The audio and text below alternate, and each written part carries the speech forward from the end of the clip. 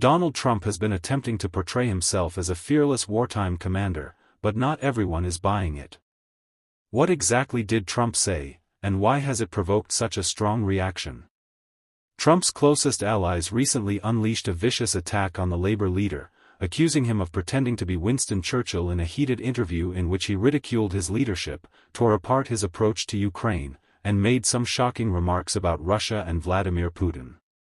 Just a quick note to let you know that we have new Liberty shirts available on our website. You can check the link in the description or visit British.com.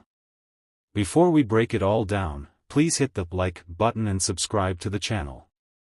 The special envoy of Donald Trump to the Middle East in an explosive interview with conservative commentator Tucker Carlson, Steve Witkoff attacked Keir Starmer, accusing the Labour leader of attempting to emulate Winston Churchill with his Ukraine policy.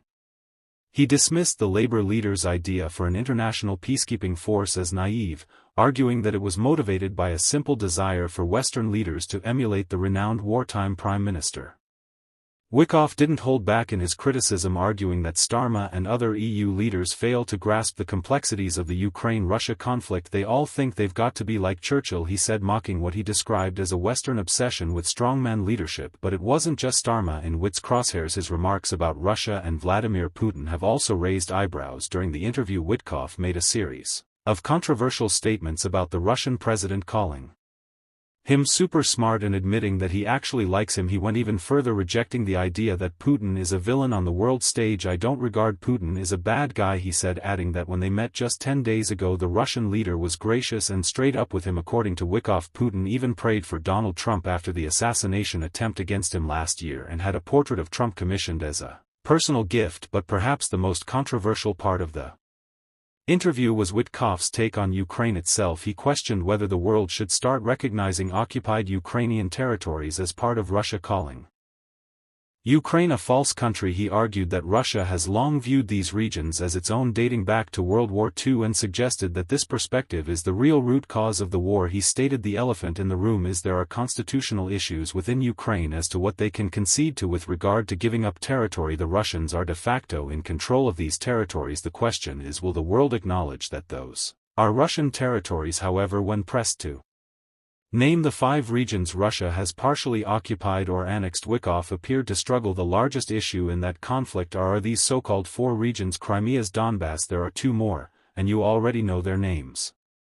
He claimed that in actuality, the 5 impacted areas are Crimea, Zaria, Khan, and Luhansk. Witkoff also made a number of statements that have previously been hotly debated or refuted. For example, he claimed that Ukrainian troops in Kyiv were surrounded, a claim that Ukraine has denied and that independent sources have not confirmed. Additionally, he asserted that a majority of voters in occupied Ukraine had cast ballots to join Russia in referendums that were universally denounced as invalid due to allegations of voter intimidation, manipulated results, and coercion. Witkoff's comments coincide at a pivotal point in U.S. preparations for separate negotiations with Russia and Ukraine. Starmer pushes forward with his Churchillian approach to Ukraine. He now finds himself in the firing line of one of Trump's top allies. Will his strategy hold up, or will it be dismissed as little more than political posturing? He is in Saudi Arabia to discuss a possible ceasefire with tensions high and world leaders struggling to find a resolution. His remarks are sure to fuel even more debate over the future of the conflict and raise serious questions about how figures close to Trump view Putin. One thing is certain: despite being found guilty of punching one of his constituents, former Labour MP Mike Asbury will still be able to receive his parliamentary pension. As we understand it, Asbury, who was an MP for nearly 8 years, is entitled to receive up to $122,000 annually in pension funds because of his length of service. After receiving a 10-week jail sentence with a 2-year suspension, the ex-MP stood down as a Member of Parliament and hit 45-year-old Paul Fellows 5 times. "We believe that this is just another insult to the victim of Mike Asbury," stated Maxine Thompson Company, founder and CEO of charity One Punch. "The sentencing was absolutely shocking and out of respect for that poor man and his family." The Independent Parliamentary Standards Authority, EPSA, added that MPs receive a salary until they cease being an MP for any reason, Therefore, an MP who leaves Parliament for any reason becomes a deferred member of the MP pension scheme, and any contributions made will remain in that pension. In my opinion, Mike Asbury's pension should be impacted by what he did because he let the public down and showed no remorse. 5 months after the October 26 assault from Cheshire, Asbury has been receiving his £91,000 annual pay. As of March 17, the former MP has only faced. The victim received a £200 award, £85 in court costs, and a £154 victim search charge, among other financial penalties imposed by the court. According to Shadow Home Secretary Chris Phillip, Mike Asbury should be giving up his taxpayer-funded pension because he aggressively attacked a member of the public, bringing Parliament into shame. Since losing their seats in June of last year, several former MPs are reportedly having trouble finding new jobs, with some making less than $4,000 in the last 9 months. According to Asbury, I dedicated almost 8 years to serving my citizens, but I made a grave error for which I took responsibility, bearing the repercussions through the court system and losing my position.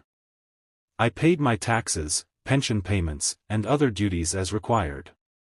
National security top British business leaders are expected to launch a coordinated attack against Angela Rare in an effort to undo her severely damaging overhaul of workers' rights.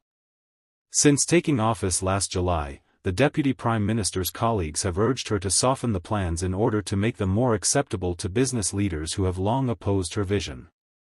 Prior to a debate on the Employment Rights Bill during their general election next week, company executives are writing a joint letter to be sent to the House of Lords. Business leaders have voiced their concerns that Rayna's radical plans will stifle companies and smother the industry and red tape.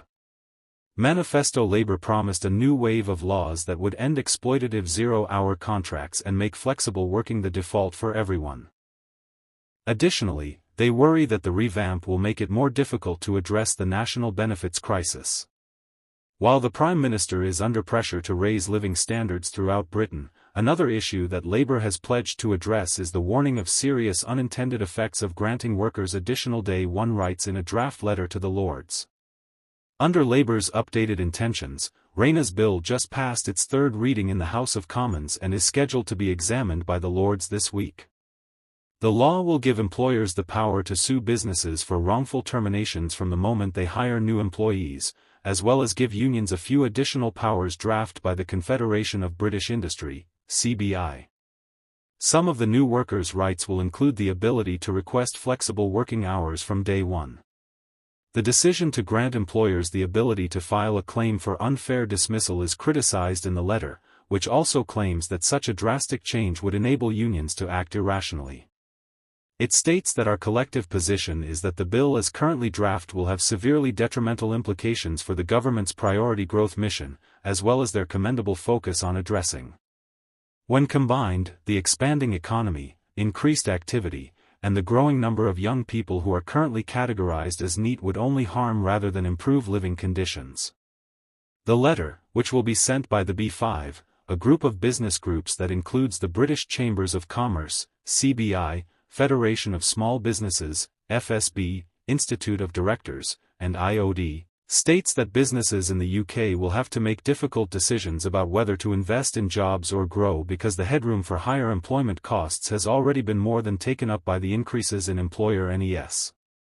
It also adds that there are important areas where the scope of the policy that will be enacted by the bill goes far beyond the outcomes outlined in the Labour manifesto. As a result, the risk of serious unintended consequences has been increased rather than addressed. The letter concludes by urging the Lords to thoroughly review and amend this legislation in order to find a landing zone that is truly both. A government spokesperson who is pro-business and pro-worker stated that through our transformative plan for change, this government has brought about the largest improvement in workers' rights in a generation, and that business and the public support our measures. We have consulted with business extensively on our proposals, and we will work on putting the legislation into effect to make sure it benefits both employers and workers. What do you think of the topics we covered in today's video? If you haven't already, please make sure to like this video. For more British stuff, please subscribe to the channel. Thank you, and be careful.